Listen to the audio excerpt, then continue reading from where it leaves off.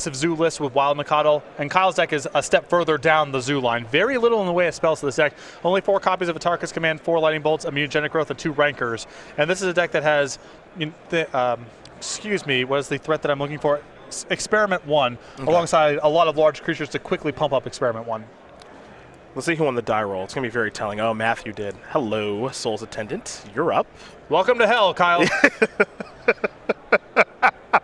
Well, he's going to take a look. No, not a good sign. I think you're like what you see there, Kyle. When your opponent plays one of those, it usually means there's more of that on the way. Hey, Kurt Ape here from Kyle is going to bring him down to 18. It is a 2-3. Now, Soul Attendant, whenever another creature enters the battlefield, that's you or them, you gain a life. Now, he's got to remember his triggers for this. Do not forget 21. Let's make it 20 now for Matthew Farney. See what land he wants to go get. I'm already getting flashbacks. You've had from this, Kyle's perspective, yes. You've had this happen to you. This is horrible. Yeah. Now, fortunately, Jeskai Soul Sisters, you play with a lot of underpower cards, and sometimes some precise removal can pick apart what's going on. So it's not altogether hopeless. But if Farney's able to set up shop here uncontested, I mean, there's not a whole lot that Kyle's deck full of 2/2s and 3/3s can really do about this. And a Johnny Pride Mate, and then a life gain trigger, which means another trigger, which means Magic Online just crashed. That's 3 triggers. That's 3 triggers. That's 3 triggers. Soul Attendant v Vexing Devil. Not. It's just not great for the Vexing Devil side of it. Lightning Bolt is timely. Here comes the Kurt Ape. Kyle, have a follow-up play? Oh, no, that's it. Oh, boy. Now, a lot of people are wondering what's the Jeskai portion of this deck. Where's the blue coming from? Not telling. Not telling unless it shows up. Yep. Not telling. Or if the match is over, then we'll reveal. Correct. Just know that it is an ode to one Gregory Hatch. Yep. Hope you're watching, buddy. That's it. If it shows up, you'll be able to figure out what it is and why it's an ode to Greg Hatch, one of our favorite deck tech people of all time. There's a lot of reasons I wish we headed back to the West Coast, and hopefully we do next year. But Greg Hatch, deck techs, that's right near the top of the list. As here's a cavern. It is on humans. When your opponent's counting like this on the 3rd turn while he saw on 1 land, not a good sign. No, not at all. Here's a Soul's Attendant, and now here's another Johnny Pride Mate. Yeah, so a couple triggers here. Matthew back up to 20. Oh, Soul's Attendant feeling frisky into the red zone. Water's warm. Might as well dive in. If I was at home, I could simply throw my shoe through the monitor. But since I'm here, you know. Oh, Rancor strategy. Oh, that's for a turn. Okay. I can get behind that. Kyle fighting back with a 4/3 trampling Kurt Ape. I think that's going to be Kyle's last best punch of the game. Farney will draw a Soul Warden. A few triggers, no more. I respect a hasty concession. I don't even know if I would have resolved the Ranker that game. As Kyle Boggemes loses game 1 to Matthew Farney. Jeskai Soul Sisters very quickly up a game here over Green-Red Aggro. Kyle's going to have a little more fight in him. We'll take a look at the sideboards, I suppose, see if Kyle's brought the goods here for this matchup. Well, he does have one card that can really swing this matchup around in Electrickery. I like Fork Bolt, too. Fork Bolt's great, and Electrickery will be a one-sided Wrath of God a good percentage of the time. The Soul Sisters deck floods the board with one-toughness creatures. That's a big help here. I don't know if he's going to want to bring in Eidolon of the Great Revel. You can take the position of, I just need to get the game over with fast and be as aggressive as possible.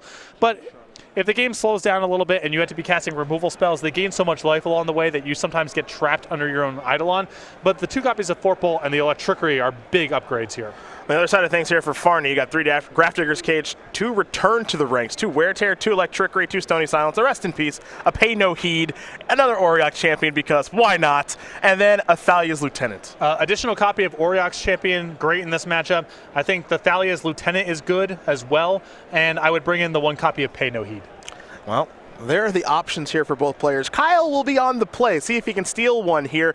But we are watching modern action here on the SCG Tour. Jeskai Soul Sisters from Matthew Farney, Green Red Aggro from Kyle Boggemes, and a place you can play either one of these decks. And if I had to choose one, I'd definitely choose the Jeskai Soul Sisters, would be Grand Prix Charlotte. Be a part of Modern Weekend. You can find out more about how to be a part of Modern Weekend right now.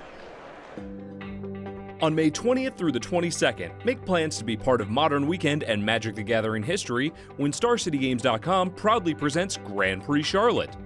Register for the Modern Format main event to compete for thousands of dollars in prizes and receive an exclusive playmat featuring Jace as he pores over the pages of Tomio's journal.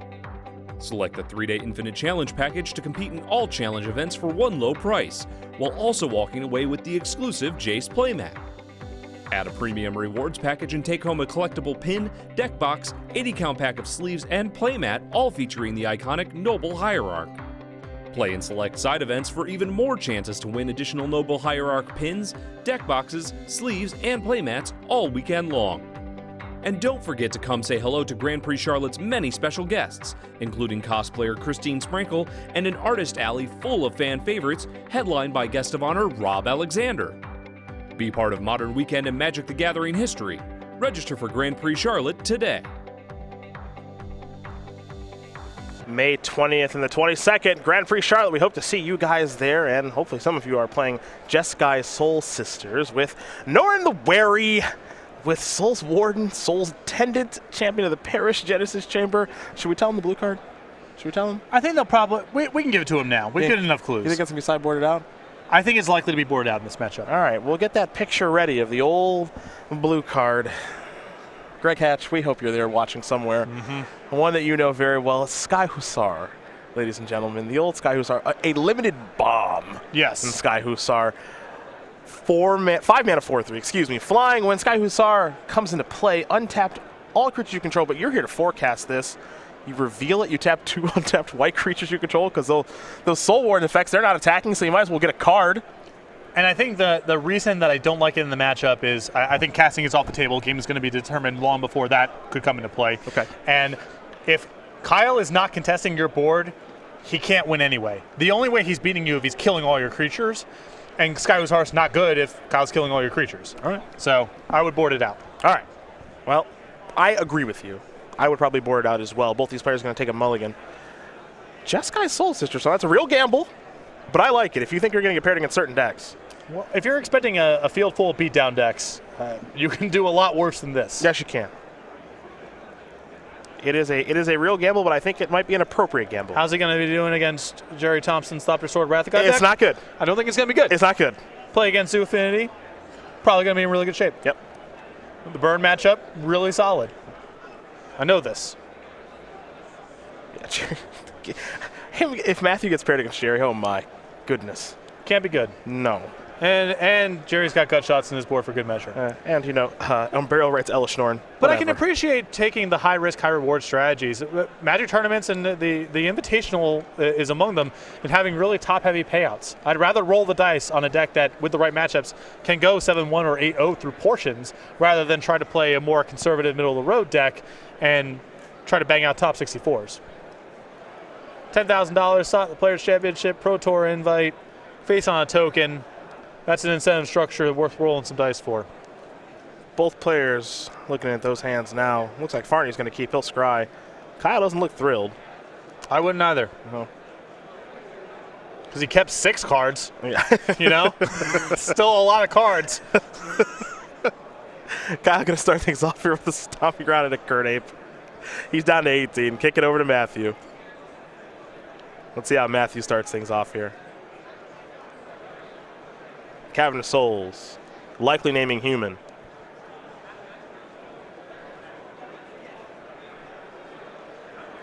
What's the first play of the day going to be? Soul Warden, kick it over. Another Kurt Ape to draw here. In for 2, that's the easy part. Temple Guard enters the battlefield untapped. Boggemes down to 16. The follow-up. A Burning Tree Emissary. Gain a life. Experiment Fun. Gain a life. Kurt Ape That's a draw. That's a draw right there. That's we can work with this. Patrick hoping Kyle can fight back here. That's a draw right there. That actually is an insane draw. Yep, that's as good as it's gonna get. Yep. If it was Wild Nakano on one instead of Kurt Ape, that's basically the perfect draw. Champion of the parish. Oh God. Gain of life. Is there a human This to is follow not up? going to be enough. Just another 1-1 is too much. Well, Farney will just pass the turn back. Maybe a path to exile at the ready. We'll see what Kyle does have.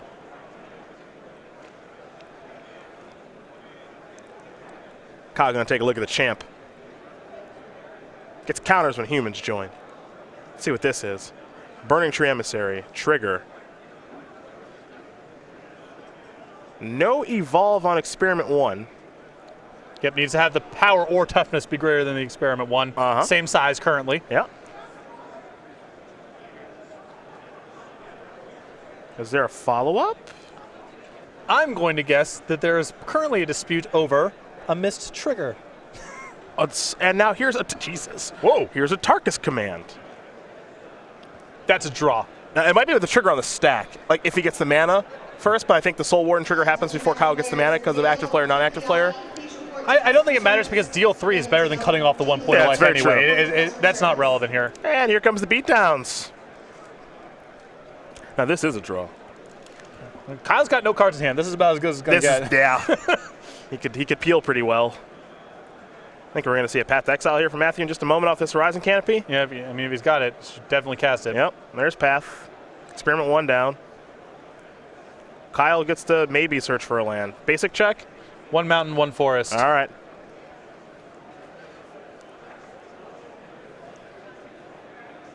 Mountain it is. And I like the selection there. The Experiment 1 creature with the highest ceiling. Also, Farney has access to various pro-red creatures, so just keep Kyle's board as red saturated as possible.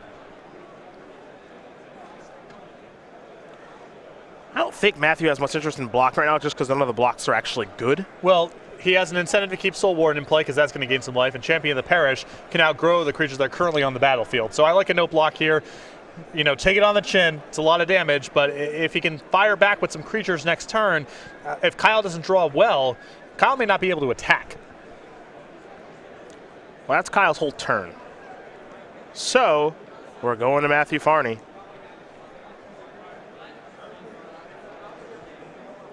This, oh yeah. Here we go. Oh yeah, Sky Hussar still in. On upkeep forecast.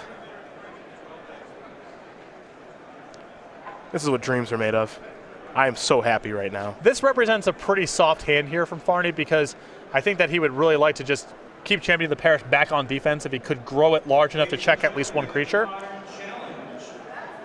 He's got a mountain in hand. We know he's got a Sky Hussar. What did he draw, though? There's a Plains. Just pass. Oh, boy, just pass. If he's forecasting, that means he's got very little going on.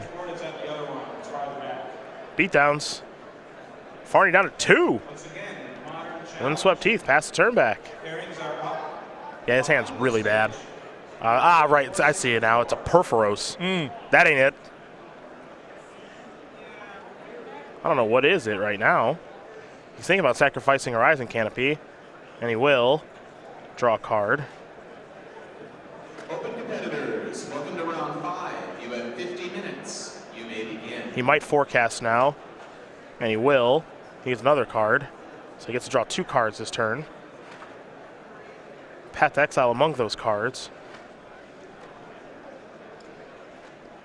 There's a mountain. That's a lot of lands. 4 of them. That's what it'll show Kyle, and he'll concede the game. So Kyle Boggemes is going to win game number 2 here against Matthew Farney. Green-red aggro. Jeskai Soul Sisters getting ready here for game number 3, and that's the kind of draw Kyle's going to have.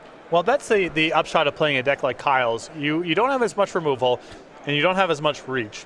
But when you are playing with cards like Experiment 1 and Burning Tree Emissary, the ceiling on your draw is so high. Yep. And now Farney didn't do very much that game, but Kyle's opening there had 8 points of power on the battlefield there by turn 2. Yeah, his something draw like was that. absurd. And there's not a whole lot of decks, even the beatdown decks of Modern very rarely put that much power on the battlefield that early. And that's the benefit of playing a deck like Kyle's. Did you see Kyle? Yeah, he's just I'm out of here. Just wave the hand. I've got to take a moment. I'm out of here. Oh, man. I've known Kyle for like almost a decade. I love the kid. Yep. Very, very humble person. He really is. Especially against his results, which have been excellent for about a decade now. So these players will get ready here for game number 3. Now, we talked about Modern Weekend and Grand Prix Charlotte being hosted by Star City Games. We also are hosting a whole bunch of state and provincial championships. And we've got Standard on one day, Modern on the other. And you can learn more about those tournaments next weekend right now. On April 23rd and 24th, don't miss the StarCityGames.com State and Provincial Championships. With Standard on Saturday and Modern on Sunday throughout the United States, Canada, and Puerto Rico, there are plenty of chances to become a champion. Every player that registers receives an exclusive art print, top 8 competitors receive an exclusive playmat and pin, and each champion receives a championship playmat, medal, and an invitation to any of the next 3 StarCityGames.com invitationals. Each event will also include an oversized token door prize customized with their location. Visit go.starcitygames.com/states to learn how to become a champion today. April 23rd. April 23rd and 24th. I want to make this clear. State and provincial championships. I blame neither player. Both have left. Feature, yep. Just no more. Just no more. I like the confidence there from Farney. Yeah, no one's going to steal my deck. I just leave it here, you know? Both players have just waved the white flag on this match. In reality, they've stepped away from the table for a moment. They'll be back momentarily. Yeah, it's just too much to bear. But we did want to show the shot because they're doing what we're all thinking. If I lose to you, I can't take it, and vice versa. Exactly. The matchup is extremely good for Farney. A loss here would be frustrating. And for Kyle, I can imagine what it feels like because this happens to me once every 2 or 3 weeks during my modern adventures of Magic Online. But doesn't feel good. I tell you what, Magic is truly great sometimes. All right, Farney's back. He's ready to gain a lot of life. That's for sure. Fortunately for Kyle, he has not seen Auriok Champion show up yet. He doesn't even have Path to Exile on his sideboard. That card's just in play the whole game. The upshot is at least Kyle brings a lot of size to the table. He can just kind of keep attacking with his various 2/3s and 3/3s. But he's got to have the draw that he had last game. Honestly, yes. Yeah. He doesn't really have much of a choice. He has to have some sort of absurd draw to be able to beat this deck, and hope that Farney doesn't have a good draw. Right. If Farney just has 2 Auriok Champions, Kyle's hand's worth very little, and that draw is about as good as he's going to do. You know, it's a tough matchup. Now, to Kyle's credit, I think he's going to mulligan aggressively for draws like that. It's a tough matchup to mulligan too aggressively, though, because Farney doesn't even need to have an exceptional draw to be able to kind of lock you out of the game. And if you're down resources, it can become very challenging to be able to attack profitably, and sometimes that happens very early in the game. He can't keep a slow hand, but I also don't think he can mulligan for Fork Bolt and Electrickery. Not me either. Yeah, somewhere in the middle of those two things. Well, these players have now arrived. They're back, and we'll find out who's going to be the winner here in just a moment. All kidding aside, they're both 10-3. They're both still able to win this tournament, which is a big deal. So if you're just joining us, first of all, we appreciate having you. I hope you're enjoying the coverage at home. But what are these guys playing for? Well, first place is $10,000. So hello. We're playing for real stuff here between these two players if they're able to make the elimination round. So we're talking $10,000. 50 SCG points, invite to one of our next invitationals, like the one in New Jersey that's happening in August, that I know you're happy to go back home. Can't wait. And cover that tournament. And also, whoever wins this tournament, again, they're playing for a lot of stuff. So the winner is walking out here with a huge bounty, an invite to the Players' Championship, an invite to the Pro Tour along with the flight.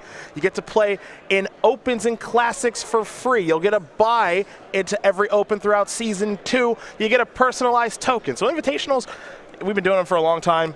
This is the largest one that we've had as far as attendance is concerned, and the most on the line for first place. It's a huge windfall, and it's nice to see the prize pool has developed from $10,000 to $10,000 and a bunch of other stuff that's, close to $10,000 worth of value. It's a huge swing here.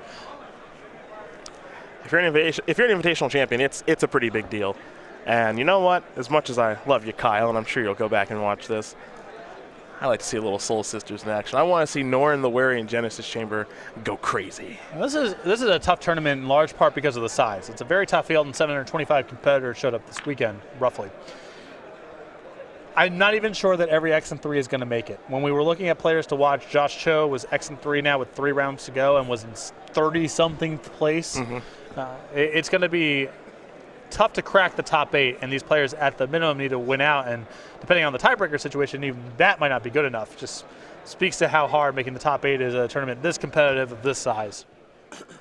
Oh, it's no joke. It's going to be tough. But someone's going to come out of here on top as both these players take with their winning hands, and it could be one of these two. And Matthew Farney will be on the play this go-around. See if he can find an opening hand that he does like. He looks pained by this one.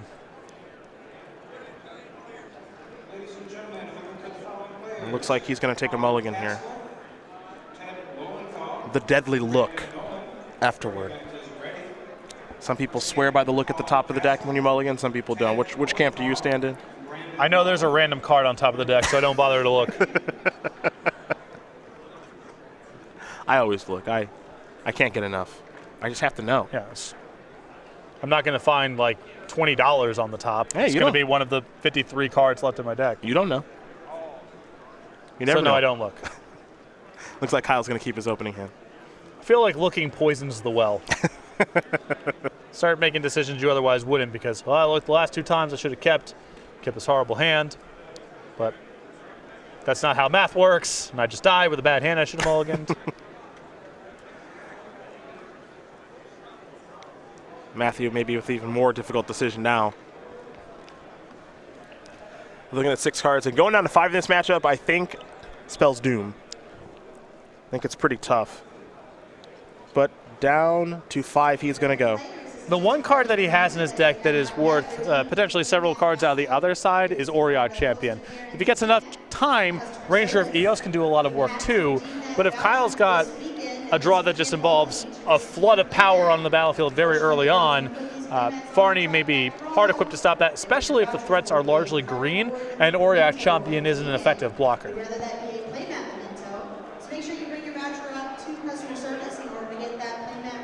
But 5-card hands are usually not high hospitable to Norin the Wary. You need a lot of other cards to make Norin the Wary work most of the time. Norin the Wary is not particularly good on its own, I would say, personally. No, it's expert analysis. One man's opinion. You trying to come for my job? You tried to leave. Just dropping all the knowledge on the viewers? You tried to leave. Time to scry. Leaving it on top, Will Farney. He's got 5 cards. Let's see if it can work out for him. A Plains. That's a Soul Warden. Over to Boggemes. Boggemes will sacrifice a Windswept Heath. It's a Curd Ape. Likely off a Stomping Ground. And there it is. Kyle down to 17. Farney at 21. Windswept Heath. That can let Farney search up the old Sacred Foundry if you'd like.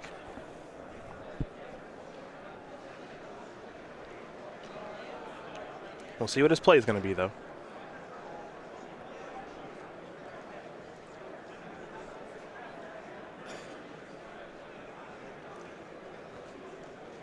It's just going to be a basic Plains. Interesting.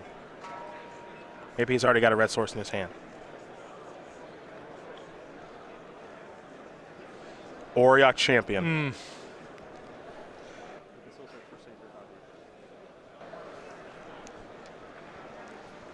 you talked about the champ quite a bit. Yeah, this is not a card that Kyle can, I believe, remove from the battlefield at all. This is the kind of card that can undo a mulligan, as you said. Yep. Ah, take that. Trample. Rancor, ever heard of it? You get to get a little block in there, but some trample damage will take place. Kyle got a follow-up. Oh, I hope it's a green fetch land, because he has 1 Dryad Arbor in the deck. Look at you. So if he can bait Farney into attacking with the Auriok Champion on a board that has nothing. I see what you're up to. It's just an Arid Mesa.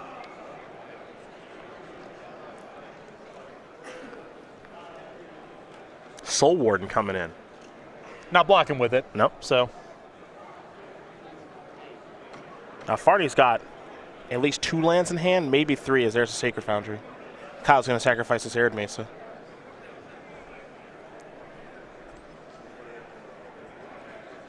Rancor demonstrating its relevance right now. trample good against protection from colors since they changed the rule back in the day. Ball Lightning and Repentant Blacksmith. Now it just works. Back in the day, Pro Color used to suck up every point of trample damage. Yeah, it's not okay. Repentant Blacksmith, Ball Lightning being a classic example. And soak up all the damage like Sebastian Shaw. Just take it all in. I don't know the reference. You know who Sebastian Shaw is? No? X-Men villain. He just takes beats and uses it to his advantage. Like one of my favorite villains of all time. You got to watch X-Men a little bit more, man. First Class, great movie. Kevin Bacon played Sebastian Shaw. X-Men movies I've completely blacklisted. They're mostly bad, but X-Men First Class, very good. I know that, but you gotta draw lines in the sand and stick by them. There's a Dryad Arbor. No trickery with that. Just trying to see if that's a Soul Warden activation. Yeah. Just want to know. Yep. Kyle's going to take a look here at Auriok Champion. Not going to like what he sees. Dryad Arbor is proof that a simple concept can be extremely complicated. This is true. It's a land creature. Okay. That sounds simple enough. Doesn't have any powers, right? It's a 1/1? Okay, I got it. Nope. Yeah. Can I tap it for mana like a land? Not yet. Most complicated card in Modern, probably. Yeah. Here's a Soul's Attendant. Farney will gain a little bit more life, play an Arid Mesa. Pass the turn back. So I believe Farney down to 1 card in hand, which is a land. So the big draw steps for Farney in this spot. Sky Hussar, Ranger Revivos. I would qualify a second copy of Auriok Champion as well. Agreed. I'm trying to figure out what's going on with Kyle's hand. Well, it looked a little land heavy on the open, but his start has not been that explosive. It's not clear if it's worth it for him to even cast red creatures right now if it's not appreciably changing Farney's blocks. Fork Bolt's pretty good. That's a good one. That's a good one. Soul's Attendant and Soul Warden down. See what comes next here for Boggemes. So any red creature he adds to the battlefield from the previous turns is worth 2 life from Farney's triggers. And if he's not going wide enough where the Auriok Champion is not blocking all of the red creatures, there's not that much of a point of playing it just yet. Your Dryad Arbor point has been made, by the way. That's the 5th time it's been read. It's just There's barely any text on it. Yeah. Why do you have to keep reading it? Because that concept's baffling. In Arid Mesa, now in Experiment 1, Farney will gain a life. And now he'll sacrifice his Arid Mesa.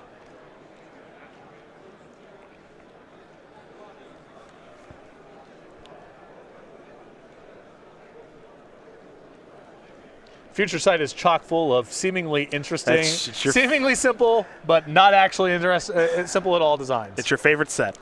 Yeah. I know that.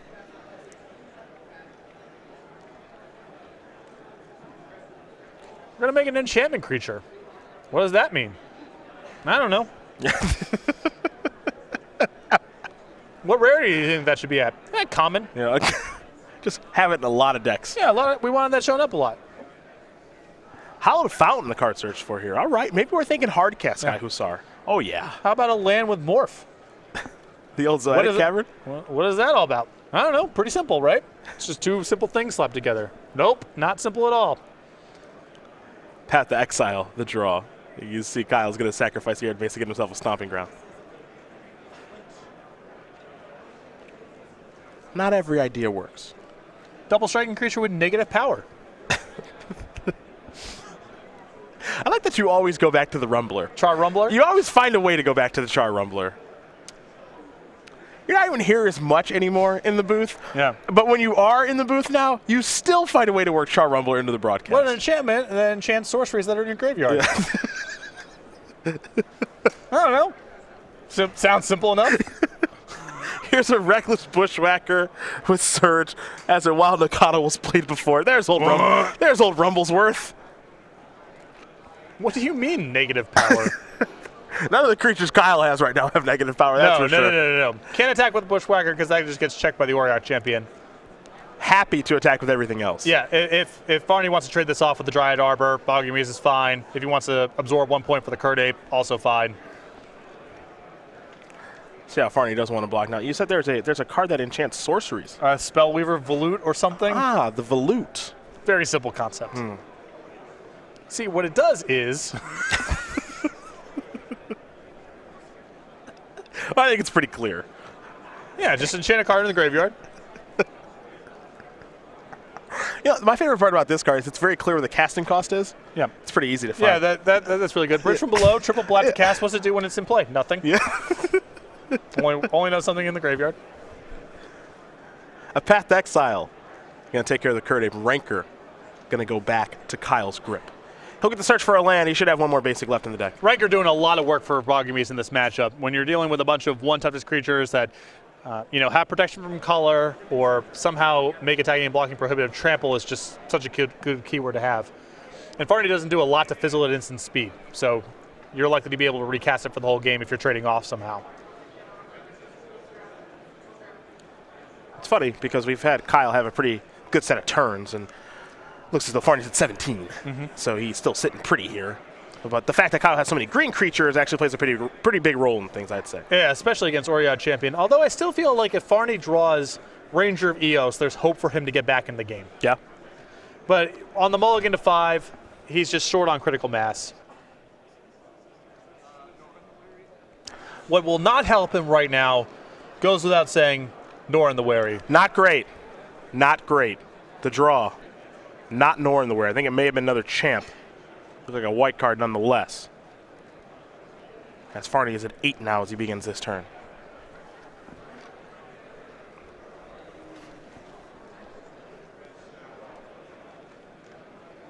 Genesis Chamber. Kyle going to take a look. We're going to do the same. It's a weird one for Mirrodin. Haven't seen this one in quite a bit. I think I'm pretty good in that limited format, though, if memory serves. Yeah, it was good. It's kind of weird. Whenever a creature comes into play on either side, by the way, if Genesis Chamber is untapped, because why would it be tapped, that creature's controller puts a 1/1 mirror artifact creature token into play. Flashback to some weird designs in Alpha that have the clause if it's untapped on it, even though they don't tap themselves. Yes. Winter Orb, I think, is one of those. I think Howling Mine might have been one of those. Yeah, tapping your own Howling Mine is a little techie play I found in the old Time Warp deck we used to play. Yeah. If you might deck yourself, you Giga Drowse it, slow it down. Giga Drowse it so your opponent doesn't get to. How about you take a turn off? Yeah. Real nice play. Here's a Rancor. Going on the red creature here, so he has an opportunity to attack with that through the Oriok Champion. At least get in some points. Might be time for a Goblin Guide here for Kyle. Well, I don't know if the guide really gets him anywhere because the champion can block the Goblin Guide and there's a Genesis Chamber trigger that comes along with it.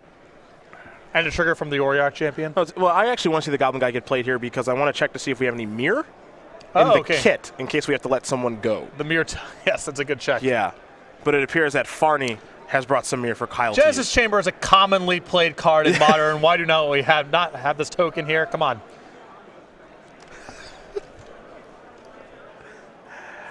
Farney going to get an Arid Mesa off of the Goblin Guide trigger.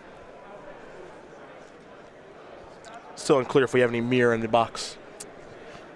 I think Kyle might have brought his own token. That's nice. Save someone's job. Good on you. Good on Kyle. You said he was a nice guy. Yeah. I think Farney right now with just 2 lands in hand. Well, if he wants to save damage, the best block is on Wild Nacatl. If he wants to keep the Oriok Champion in play and save as much damage as possible, the best block is on Goblin Guide. And that results in 4. If it's not lethal, it's extremely close. Yeah, I think he has to block the Nacatl to get out of this turn. And that means the champ's gone. Right. And now I just don't know what the best draw is here for Farney. Sky Hussar is pretty big. Ugh. That's a joke. Yeah. It's not Oriok. It's not Sky Hussar. No, it's not. The best draw realistically is Wrath of God. And he actually did draw Sky Hussar. Sweet, cast it. Definitely cast it. Whatever Sky Hussar's creature type is, name that with Cavern. There's the Hussar token from the Genesis Chamber. Yes, yes. Your turn, Kyle. A fitting end to this match. Yes, it is. Unfortunately for Matthew Farney, He will extend the hand as Kyle Boggemes is going to win this match here. Green-red aggro will take care of Jeskai Soul Sisters. Feels like Kyle got away with one here, as this matchup is not very good for him. And Farney on a mulligan to 5 there, and never found one of his sources of card advantage, Sky Hussar or Ranger Evios. And Kyle's Ranker there on the Curd Ape was really valuable. Yeah. If the Curd Ape is shut off by the Oriok champion, Farney's got a lot of draws to find either additional Oriok champions, Ranger Evios, things to really gum up the works. But the Ranker dealt so much damage that game, and then Kyle's green creatures were able to finish it off before Farney got much of anything going. A fun match to cover, but on a more serious note, Kyle Boggemes moves on to 11-3, so he is very much in top 8 contention, and this would be